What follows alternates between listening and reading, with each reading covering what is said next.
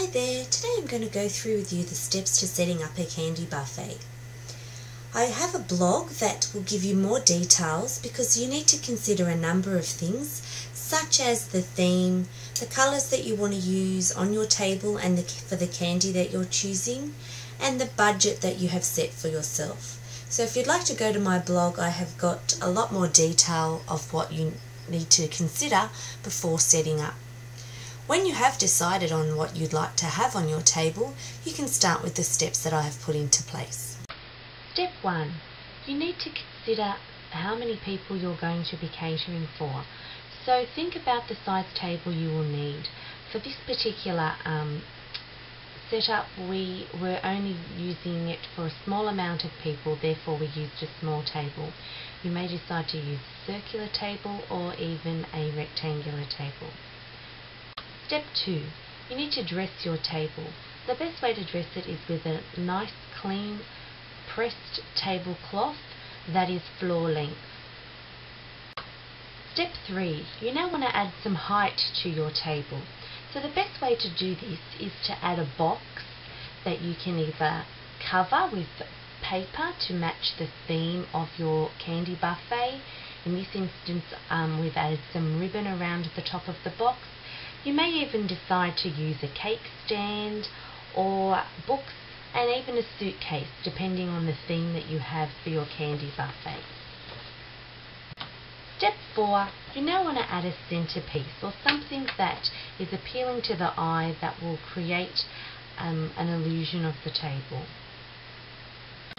Step 5. You want to start to put your items on the table. So when you're placing them on the table, you want to place the larger items that you have, whether it be, in this instance, we have a candy tree and we have we will be having Pop-Tarts. So we're going to place those items on first, then we've started to place the glassware on. You can see that we've dressed the glassware with some ribbons and some tags to match the theme. You can then continue to dress. Step 6, we can add the rest of the items that we need to place on our table, remembering to balance them out. Once we have everything on our table, we can look at step 7 where we might like to add some colour to our table or something with our theming. So in this instance I've added a red table runner just to give the table a little more depth and to add to our theme once more. You can see that we have chosen lollies that are in the Christmas colours and they're all matching. Step 8. Step 8, we've added a bunting to the front of the table. In one of my other YouTube presentations I will show you how to make a bunting for the people who are time poor, just so that you have something nice and creative on the table that personalises it. Step 9, you might decide that you would like to add some favour boxes to your tables, so you want to make sure that they're balanced on either side and they're fitting in with the theme that you have. Some people choose to have the favour boxes actually on the tables with little thank yous on them.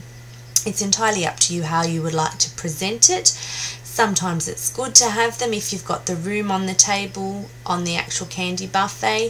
If you don't have enough room because you have a large amount of people, another option, as I said, is to place them on the table and you could even use them as name tags or as thank yous.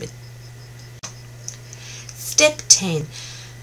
You can add your tongs and scoops, and I've also added for our Jaffas in the middle, I've added a mirror tile just to give it a little bit more lift and a bit more oomph to our table. And there you have the completed candy buffet.